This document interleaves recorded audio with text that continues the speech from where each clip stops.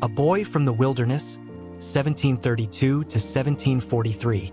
George Washington was born on February 22, 1732, in Westmoreland County, Virginia. He was not born into riches or power.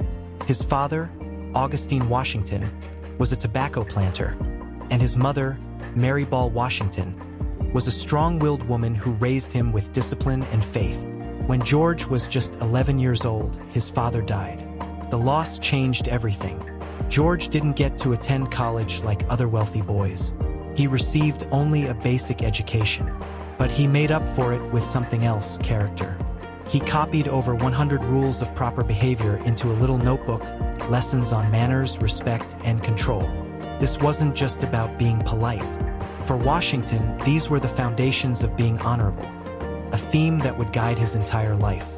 Surveyor of the frontier, 1748 to 1753. At age 16, Washington joined a surveying expedition into the wildlands of the Shenandoah Valley. For months, he rode horseback through the frontier, sleeping under the stars, measuring land, and facing the dangers of nature.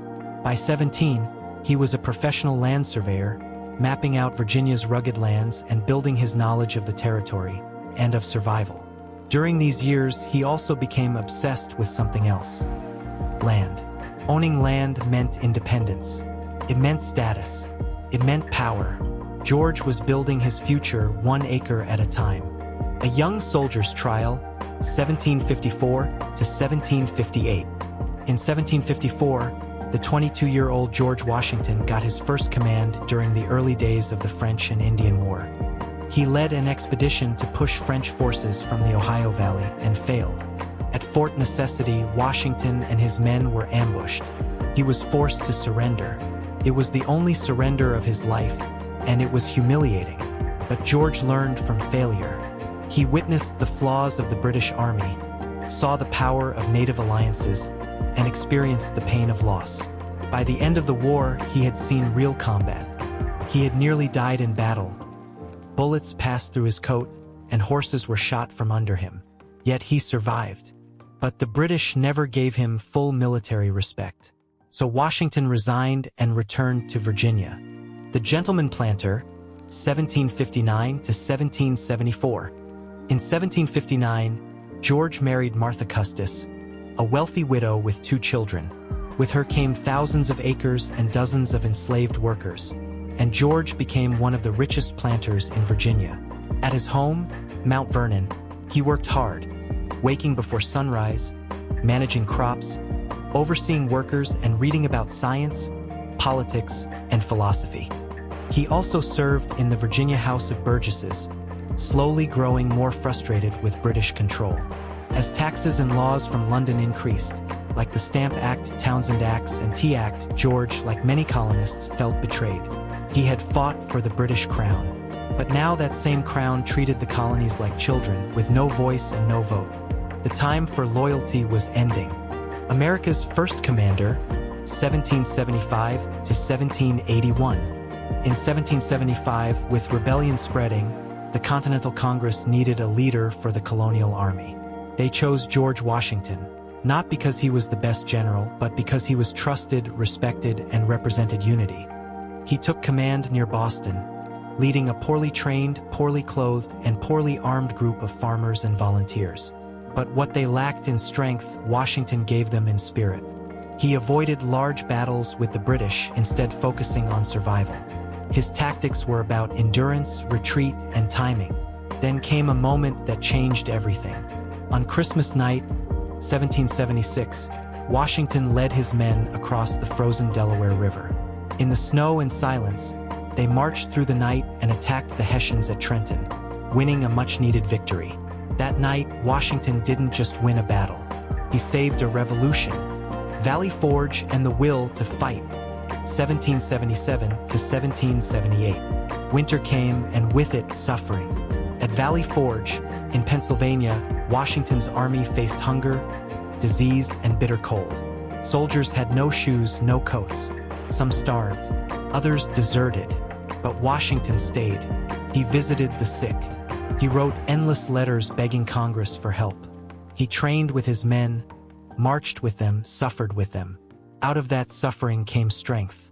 Thanks to Baron von Steuben, a Prussian officer, Washington's men became a disciplined force, ready to take the fight forward. The final victory, 1781. Years of war dragged on. Washington lost battles. Supplies ran low. Morale was tested, but his army survived. Then, in 1781, came the final campaign.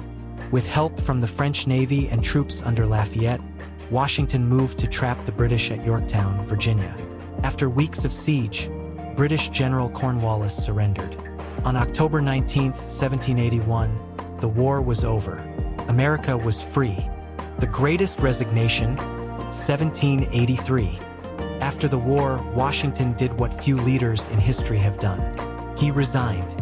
On December 23, 1783, he stood before Congress and gave back his military command.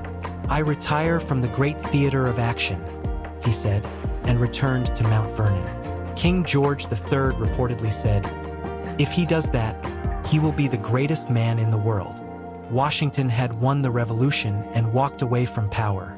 A nation in crisis, 1786 to 1789. But freedom brought chaos. Under the weak Articles of Confederation, the U.S. had no strong national government. States fought. The economy crashed. In Shays' Rebellion, angry farmers marched on courts. Leaders begged Washington to return.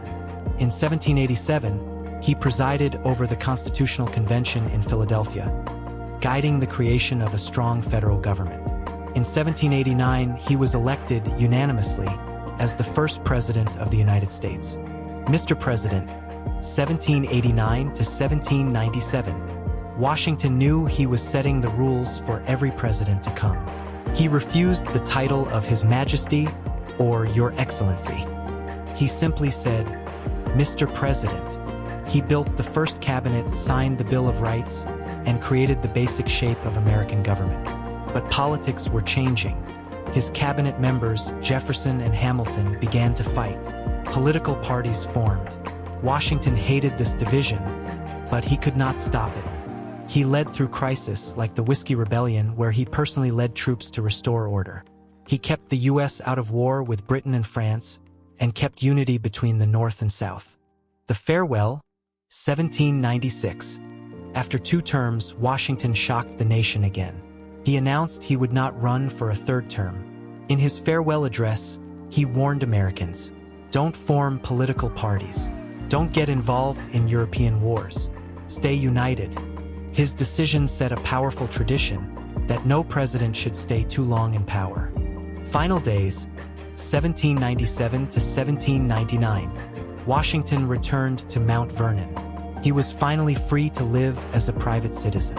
He managed his farm, walked his land, and remained a symbol of the Republic.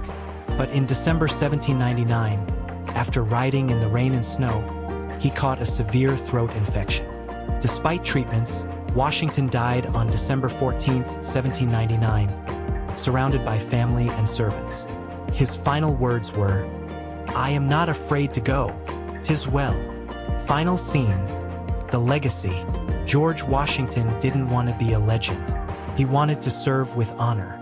But in doing so, he became one of history's greatest leaders. He fought for freedom. He built a new government. And most importantly, he gave up power. No monument can fully capture what he gave the world, but his legacy lives on. In the capital named after him, Washington, D.C. In the monuments, the money, and the books. But more deeply, in the idea that the people, not kings, should rule.